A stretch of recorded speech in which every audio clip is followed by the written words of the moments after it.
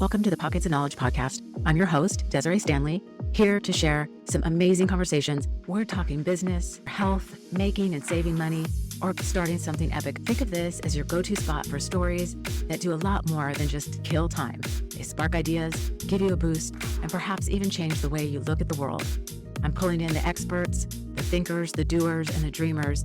We're about to dive into stories that open doors and ideas that light up your brain. Here we go. Welcome, everyone, to the Pockets of Knowledge podcast. I'm your host, Desiree Stanley, and with me today is my guest, Nancy Dillingham Marks. And I am so honored to have you on the show today, Nancy. Thank you for joining us. How are you doing? Yeah, doing great, Desiree. And I'm so excited to be here with you. Yes. And I am looking forward to our conversation. I can't wait for you to share your journey and how you got to where you are today. So I'm going to just start by saying that, Nancy, you are the owner, founder of Glass Arts Collective. And I love for our YouTube watchers, you're going to see Nancy's background and it's beautiful. Oh my gosh. So I can't wait to hear your story and how you came to develop this. So, Nancy, why don't you start by telling us what this journey was like for you? What was the process and how did the evolution of this come to be? I love this story. I was a corporate person most of my life. I didn't really believe I had a creative bone in my body. So I stayed much more in structured. I would say a good ops person, salesperson. I worked for places like Sony Pictures Entertainment in their IT department, doing budgeting, forecasting, whole bunch of different hats that I wore. And I went places like Toshiba, IBM, CompUSA's corporate side. And I really focused very much in my later, or the majority, I should say, of my career in technology. And I could talk about a server and what kind of Intel servers you needed and what was the best fit. And I enjoyed it very much because I've always liked the customer service side of things and helping my customer to look good to their boss and making sure that I'm representing the manufacturer well. So it was a win-win-win was always kind of my thought process of what I like to do. And I ended up with my second husband, and he had his own technology company here in Southern California. And I was the chief operating officer and took care of sales, inside sales and operations and accounting and all those kinds of things, supply chain management. And he was ready to retire. And so he sold the company, which I knew he was going to do. So I was already looking at what am I going to do next? And I went to massage therapy school. I went for training to be a travel advisor, which I really enjoyed. I specialized in cruises, and I was working with my parents who had relocated to California at that point so that I could be with them in their later years. And they were at an assisted living facility. And it's very much like a docked cruise ship. There are so many activities, meals, entertainment going on, excursions that they would go on. But they had someone come on site that taught fused glass. I had never heard of it, but mom was so excited about it. And mom loved to read murder mysteries. That wasn't my thing. And so I wanted to find something to do with her. And in the back of my mind, mom doesn't care if I'm good at it or not. So if I'm not creative, so what? It's still something we can do together. So I took the class, and that first class just opened my eyes to something completely different than anything else I'd ever tried. And I fell in love with it. So I found another studio. It was a little bit closer to me. So I was going there and taking more classes. We had my mom's 85th birthday party was a fused glass class. And I just, it was like something went off in me. I couldn't get enough of it. And that started my career towards owning my own studio because the studio I was going to decided to close. And I really think the owner had a great crystal ball. She saw what was coming. I didn't. And so I took over their space because it was a beautifully built out space and it made it easier for me. I took over the studio January 1st, 2020, opened my own studio, and that is Glass Arts Collective, as you mentioned. And 5 weeks later, COVID hit. Her crystal ball was definitely better than mine. And that was kind of how I got here. But I learned through that process with my mom and taking the classes and opening my own studio about mindset and not necessarily believing the things I've been telling myself for years and dealing with all kinds of things from different angles and perspectives. And I took that time, as horrible a time as it was, especially opening a new business, I took the time to evaluate, was I doing the right things with the way I had things laid out? I took all kinds of classes online. I tried all kinds of different things. I pushed the envelope, or I wanted to break that glass ceiling. And I just kept playing and I developed an amazing infrastructure. And as we started to be able to open up, I have a gift shop in the front. I started creating a community. People were coming and they were finding the sanctuary of being able to be yourself, not having the world outside the door getting to you, relaxing, de stressing, and making beautiful art. That's the quick version. Oh gosh, thank you so much for sharing that with us, Nancy. Yeah. I love this so much because for so many reasons. Mainly because it's such a great reminder that the direction of our life can change at any time. Really, we don't have to stay in that same path that we've had in the past. And taking time to try new things can lead to a whole new way of life. And I think that was just exactly what happened for you. You took the opportunity to try something new and it opened up so much more for you. And I love that. And what else is so cool is just the idea that we can make things and it doesn't have to be perfect. It doesn't have to be Yes. great. We don't have to be like perfectionist about it. Like we can try something and it could just be like, yeah, that's not so great. But try again and keep developing the skill, right? I think just taking the time to try and then keep trying is so great.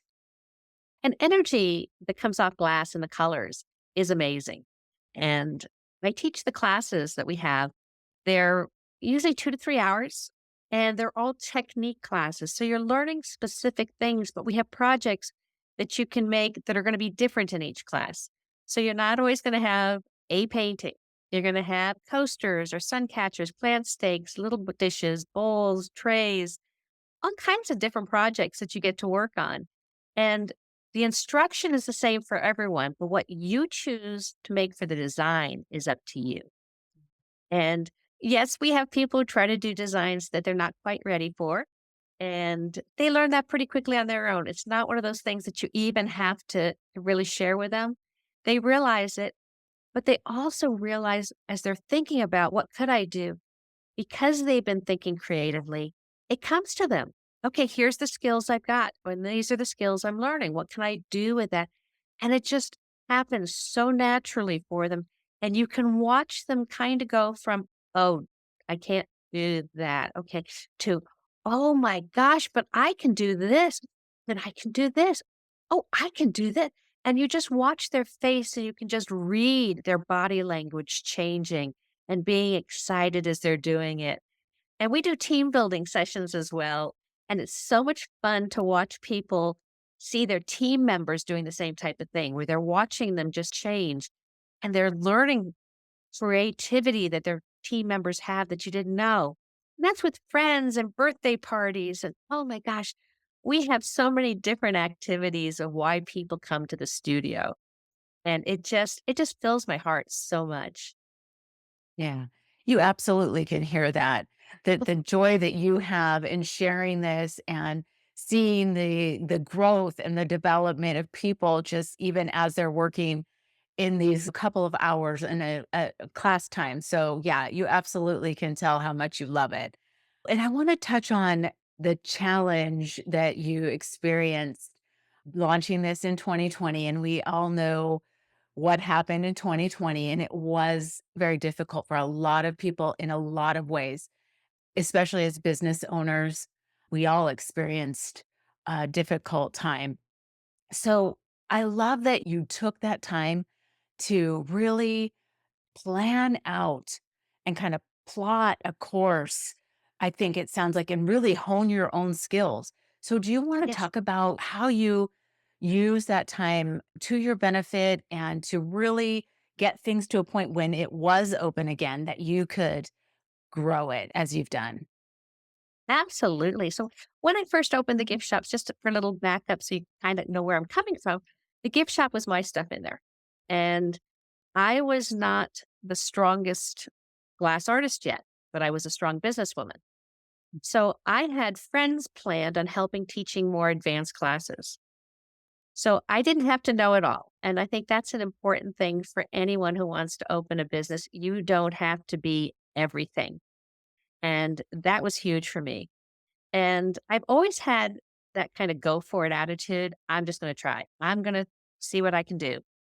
And one of the things that I always laugh about, and I don't know how many years I've been doing this, but when somebody says they say you can't or they say you have to, the little girl in me comes out and says, why do I have to do it that way?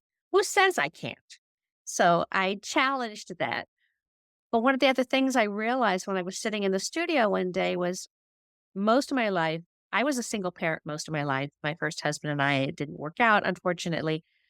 And so I was a busy corporate person and then coming home and being a mom. And I have an absolutely amazing daughter. But one of the things I taught her early on, and I don't even know where this came from, just good instincts. I told her, look, I need 15 minutes to stop being mom. I mean, stop being a businesswoman so I can turn on mom. And she respected that and she understood it. And I would stop thinking anything about what happened in the studio, I mean, at the office and on the things that could happen. And I was mom. And we'd have such a great time. Now, fast forward, I am now at the studio sitting there and going, okay, all my life pretty much, I've always wished I had more time. As much as I love the time I had with my daughter, I would love to have had more. I wish we could have done other things together. What if we had been able to? And I said, now, how do I translate this gift I've been given of having more time? So I did a mindset shift, which I do on occasion, is I look at things from a different perspective.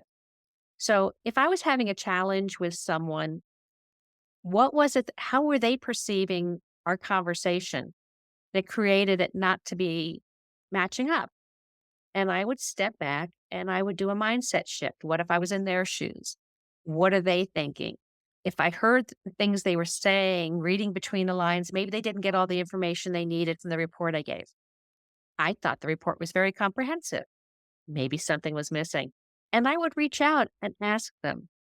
I said, is what I'm providing not exactly what you need, or what do you need? And between us talking, we figured out where the mismatch was. So now I'm doing that conversation with myself. So now it's okay. What's working? What's not working? Okay. I don't have the skills I want yet. So what can I do? I can practice. What's the best way to practice? Let me take some classes online. There's a lot of video classes. There's some incredible studios that do online. They have major setups or they have minor setups. It didn't matter. There were some people who taught very well online. And so I watched and then I'd go and do it. And then I'd go back and replay if I thought I missed something and I'd go and do it. And over time, listening to different people, I enjoyed when someone said, you can't use this kind of glue. And this person saying, you can use this kind of glue. And I would just chuckle to myself going, there's another one of those. And I don't know what to really call that moment when there's a mismatch, but I chuckle now because it's like, yep, I talk to people, whether it's on purpose, psychologically, spiritually, whatever, and I got the answers. There is no necessarily right or wrong with so many things. So it's okay for me to try to do it my way. And I learned so much. Yeah, I made mistakes. The saying you learn from your own mistakes, it's so true. And there were times where it didn't come out at all what I thought it was going to look like. And I would break it on purpose. And I'd take pieces and make it into something else. And we call that making lemonade. Unless you're doing it in the evening, then it's limoncello. And we would have so much fun in the studio making something else out of what we thought we wanted. And really, honestly, more times than not, the second project was even better. And so it's breaking those thoughts that it has to be this way. And breaking those thoughts, it can only be, or what if. And it just opens that creativity for me so much. And it's so much fun because somebody will tell me, well, I can't do it any other way. And I said, who says you can't? And they just look at me like, what are you talking about? And they stop and think, and it's kind of the same thing I do. What do you mean I can't? And so they'll try something else and it works. And that little internal girl or internal boy just giggle that did work for me. I can do this. That's fantastic, Nancy. Thank you so much for sharing that. There were so many things in there that I think translate to like just pure life lessons, right? First of all, knowing that you needed to kind of have that pause between being that work career woman or man and pausing and kind of like changing gears. And now, okay, I'm in mom mode or I'm in dad mode. And then just being fully in that. I think we can all do that a little bit better. So thank you for saying that. And the idea of taking something that we thought we were going to make and it didn't maybe work out the way we wanted it to. And so we smash it and we make something even better. I love that idea. Sometimes we choose a path and we think this is it. And we go, oh, maybe that wasn't quite it. And yet it leads to something else. And so, another great reminder that we aren't stuck, right? We're not a Exactly. tree. We can get up and move. We can do something different. And so that's just fantastic. Thank you for sharing that. Love it. And the limoncello. And limoncello. So if it's nighttime, you're making limoncello. I love that. Great stuff. So now you shared about how you learned about the fused glass during the time with your mom. So what do you think it was really about that was like, this is it for me? No other kind of art. This is what I want to be doing. Why do you think so? I I was brought up with two parents who my sister and I were always encouraged to do or try things. And my stick figures never looked like a stick figure. My sister and my dad could paint or draw or color, and it was absolutely gorgeous. And I tried woodworking, ceramics, painting, knitting, crocheting. I'm sure I'm missing a bunch. I can do photography, but I've seen other photographs that people can take that just, I mean, I'm doing a straight on photograph for the most part. They do these creative designs with the light just so. And mine weren't bad in any way, shape, or form. I'm not trying to say they were, but there was so much more I could be doing. But I didn't see, I didn't feel it. I didn't see it. And this was the first thing that I tried that I really felt that I was being creative. I could see things coming and I didn't have to see all the pieces at once. I could start something without knowing what I expected it to look like in the end. And I laughed because one of the phrases I love is I have embraced my imperfections. And my glass doesn't always match up exactly. With stained glass, which we teach as well, I have a different teacher for that. I'm not passionate about it. I don't want to teach it. So, but you have to be really precise. You have to have some really even edges. Everything has to match up very tightly. In fused glass, which I haven't really touched on a lot, and maybe that would help some of the audience to understand this a bit better, is we make everything at room temperature. So blown glass is 2000 degrees and it's very hot. And you're in front of a blowhole that's just beating heat out at you. and you have to keep moving because the glass is now is molten, and you got to keep it moving so it doesn't cool off too fast and it doesn't fall on the floor, on and on. So with fused glass, we're making it at room temperature. We're at a table with a glass of wine or with a drink or with friends and laughing. We get up and walk around. We answer the phone. We whatever we need to do, and our piece is still sitting there very comfortably. Then, when you're done, in the evenings, I put the things in a kiln, very, very much like a ceramics kiln, and I heat it up between 14 and 1500 degrees. There's no one there. I program it, I leave. And in the morning, because the rates are lower then, it makes sense. And in the morning, we come in and the kilns are cooling off when they're ready. When they're fully cooled off, we open the lids and it's like Christmas morning because what we put in has transformed by becoming like a really thick honey. It doesn't go to the full degree of the 2000 degrees of molten, but it's like a thick honey. It softens enough that it smooths the edges, it rounds the edges, and it fills in a lot of those little gaps. And whatever's not really filled in, the colors are so vibrant and full that you're not looking at it with, oh, gee, I can see that piece didn't match very well. So for people who can actually are watching videos on YouTube, I have a flower behind me and some other pieces. You can zoom in on those things and you would probably still would not see the flaws that are in them because flowers aren't perfect. Why should my piece be? And I think the mindset that I don't have to be perfect at this was one of the things that attracted me to it the most. Oh, that's great. Thank you, Nancy. And absolutely, the pieces that are behind you just look beautiful and so amazing in their difference. Each piece is not the same, and that's what's fantastic. And so, again, this just goes to show that we don't have to be perfect. We don't have to make something that's perfect. The imperfectness of it is also what makes it really beautiful, just as it Yes. makes us beautiful. And remembering that, I think, is what's so cool about what you're doing, that it gives people an opportunity to discover that. So I think that's so cool. Well, I was going to say, one of the things that I have really enjoyed is watching people come back and pick up their piece when it's Mm. done. And the number of people that don't believe this beautiful piece of art is theirs. You say, okay, go back to your phone. You had to take a picture of it. Look, this matches up to this and this. And I'm like, oh my stars. I had no idea. I made this beautiful piece. And they'll sit there and they'll just hold it.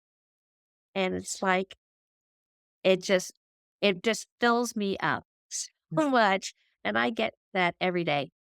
It's a rough life I live. Well, you had a bit of a rocky start, but sometimes I feel like, and this was tragic and on many levels. So I'm not trying to make light of it in any way, but I David, think right. that for a lot of people, it became a catalyst and really opened our eyes to how things could be different.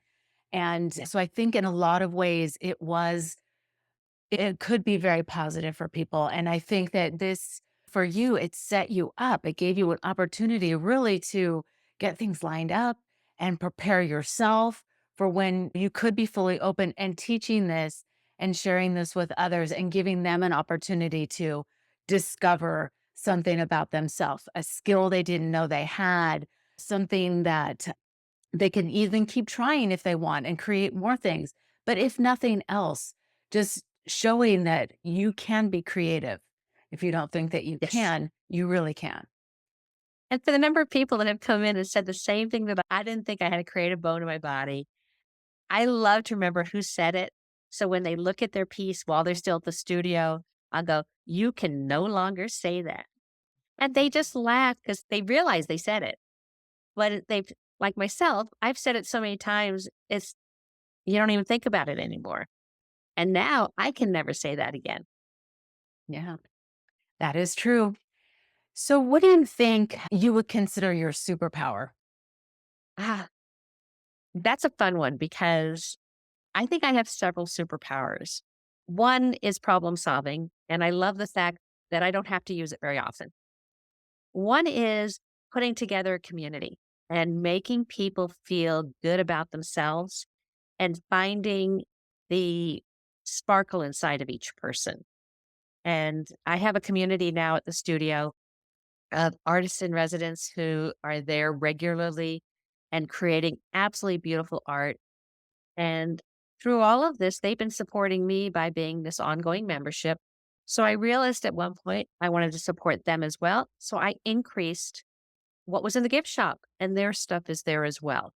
And being able to see a bigger picture, I think, is a superpower. And being able to realize that there's more than just what my needs are. And it goes back to what I said earlier, which is that win-win. How do we get something that everybody gets the best of?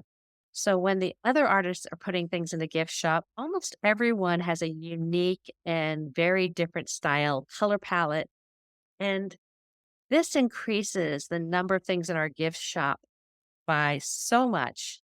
And almost everything is food safe, but we have so much in the gift shop from so many beautiful people. We do commission work as well. And so I've created this environment where the studio wins, obviously, for having things in the gift shop. The artist wins because their pieces are being sold and appreciated. And the people who are buying the gifts, either whether they're buying it for themselves or they're buying it to give as a gift, are being so appreciative and loving of what they're getting. I get a lot of phone calls or emails and sometimes texts that are just telling me how much the person who received the gift really appreciated it. And they just lit up because so many times you don't know what to get someone. We have such a variety. It's easy to find something to get for anyone. Oh, that is definitely a superpower. I love it. The joy that you are sharing with so many people because of having this space for other artists also to share their art. I mean, you're right. It is win, win, win. And, I want to go back to what you said earlier. And I think this is a superpower as well. And that's being able to think about things differently. And, okay, if maybe this isn't working, how can I look at this in a different way to solve this problem? So I think that's a superpower as well. And Hey, and I think it's fantastic. Anytime we can stop and try to come at a problem from a different angle, we can often find the solution, right? Or if we maybe talk to somebody else who is in a yes. completely different type of business than us, they're going to come at it from a different perspective, and we can usually be like, "Oh, I hadn't thought about it that way." Well, yeah, I guess so, because you're not in that space, or your mind isn't thinking in that manner, and so now you've got this different perspective, and so I think that's great. So, yeah, good stuff. Do you want to, talk a little bit more about how your mindset has really helped you through, and you definitely shared those points in the beginning, but is there anything else you wanna share on how important mindset has been for you? There is so much about mindset. I find it absolutely fascinating how we can tell ourselves a story about ourselves or about someone else without really having a truth to it. So frequently, it's because someone else said it, so we assume it's true. And it's really unfair to have these beliefs, whether it's about ourselves or about someone else, and not stop to think, they told me this person was so, whatever. But you know what? When I stop and I observe that person, I don't see that same person. Were they really talking about the same person I'm seeing in front of me? And you realize that it's a story that you're replaying. And very frequently, they're not true. And unfortunately, that happens so much more in the news now than ever. And there's a need that some people to make themselves feel better to put other people down. But we can all stop and say, wait a minute, I can think for myself and I'm going to look at the facts and I'm going to evaluate. And you know what? This piece of art I made, you might not like it as much because they're not the colors you like. That doesn't mean you don't like the piece of art. It's just not your colors. It's a big difference. And these happen to be my colors. And that's why I love it more. But that doesn't mean anything about your taste or anything else. Just we happen to like different colors. And it's simple things, even like that, that make people have an impression or overhear a part of a conversation like that to think, oh, we were having an argument because neither one of us could decide what color. Oh, we're just talking about the fact that we have different choices and we respect each other for it. And I think that's the biggest thing is respecting that someone can think differently than I do and still be right. And you know what? I am not always right. What do you think of that? That's a great reminder for all of us. We dig ourselves into these like trenches. Like this is I'm not changing my mind. I'm not changing my opinion. I'm not changing anything. And we get stuck in that. And it's like, you know what? Sometimes we might need to just really think through that. And maybe we come up with a different answer if we take the time. So I think that's a great reminder for sure. Thank you for that. Mm, Yeah. absolutely. And I think that what happens is we get upset about something and we stew over it and we Mm. think about it for too long. And if you can distract yourself with any type of art, whether you like doodling, you like writing, you like singing, you like playing the piano, anything, your mindset changes as soon as you've done that.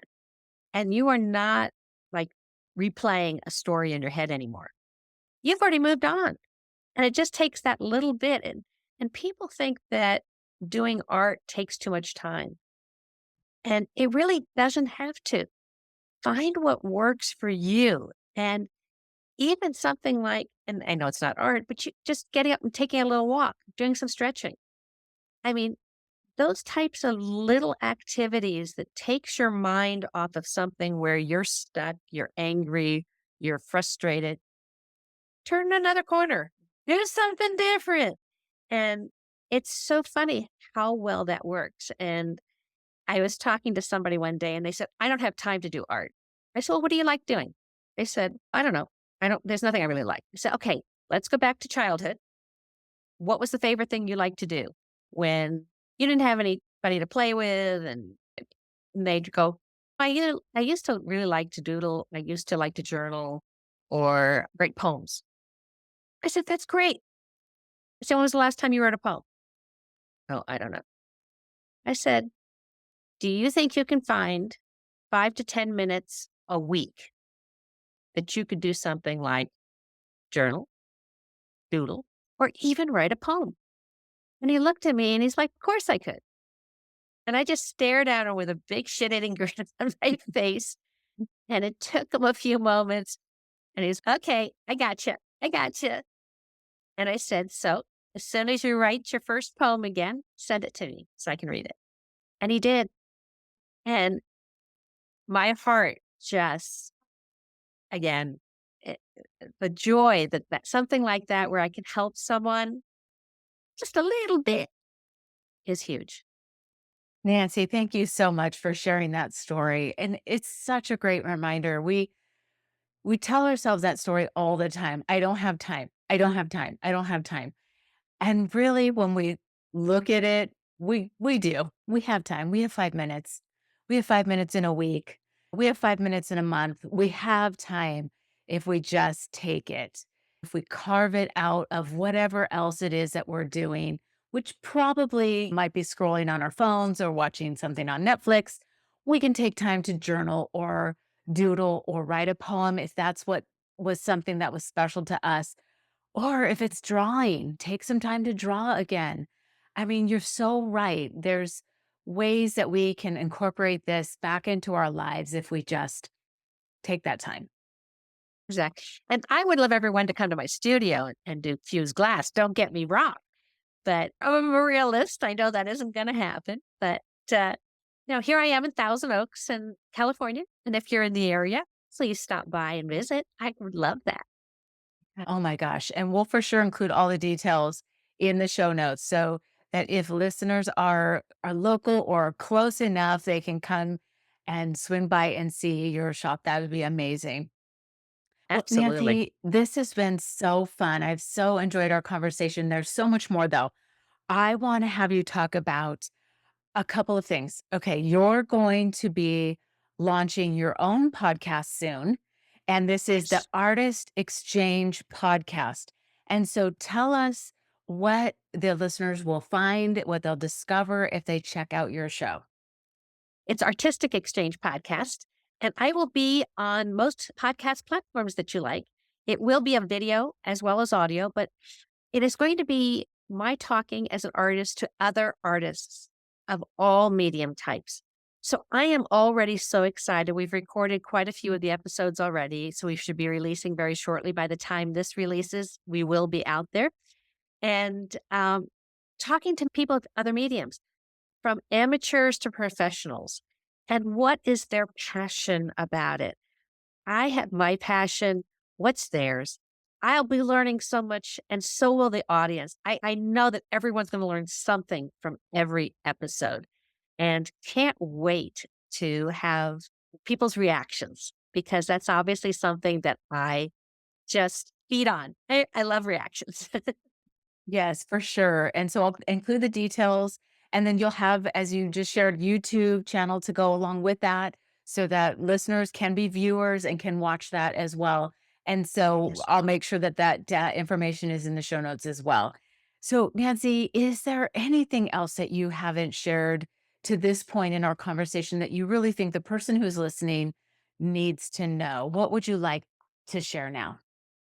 I think the fact that our gift shop does ship throughout the United States, so that you can be anywhere in the United States and be able to get a unique, handcrafted piece of art that's really made with love, that has come from this studio. I only put things in the gift shop from the artists in our studio, and it really just has just made such an impression. We have most of the glassware is actually food safe, and it's a bit heavier than you might expect than what you're getting at the mall, but it's a little bit heavier duty. The colors are vibrant. They don't have kind of a mass production feel to them in any way, shape, or form. But there's bowls and platters and trays. There's wall art, table art, office art, garden art, and there's just so many different categories. And so on the website, we have it broken out. And if you do see an artist you particularly like, you can actually look at their art specifically under the artist in residence category. So we've tried to make it as easy as it can to find what you're looking for and be able to bring it home or have it shipped to someone special. Yes, thank you for sharing that. And absolutely, I mean, you're going to be getting unique pieces. There's not going to be 100,000 of these floating around because this is Exactly. very specially made by artists in your studio. So you're not going to get one of 1,000. You're going to get one. And that's so Exactly. special. Yeah. And supporting artists, actually supporting an artist that you're going to be learning about and that you can actually talk to, which makes it even more fun than just it's somebody. This is done by a person who loves what they're doing. Absolutely. And supporting art is so important. It's so important. And, I recently saw something and it was talking about somebody said art is not important, meaning the art in general, not just paintings or craft work, but music and theater. And it's like, really? How can you possibly say that's not important? It Of course, is what yeah. entertains us, what makes us laugh, what makes us cry, what makes us process our emotions. It's Imagine not having Netflix. You have none of that would be there, so there'd be nothing to entertain you. It is Right. so important. Art is so vital to all of our lives, whether we think it is or not, it truly is. Absolutely. And I'm sorry it's not in most schools anymore. I grew up with art. I grew up with music in the house at all times. So it's a part of me that I didn't know how to express until I was later in life. So I am very blessed to have found it, even if it is now. Yeah, and you know what? Better late than never, right? Absolutely. Totally. Nancy, before we close out, is there any books that you want to share or podcasts other than your show that's going to be airing that you'd like to share with the listeners that they should check out? Actually, my recommendation is that there's fused glass artists and studios around the world, and quite a few in the United States. And hopefully there'll be one near you that you can go and see what I'm talking about and see what I'm so passionate about. And maybe give it a try. Yes. Yeah. Yeah, 100%. I'm going to be looking because I'm super keen to try now for sure. And in Okay, Phoenix, well, there are some good studios. So oh, great. Well, that'll make it easy then. I'll find them super quick.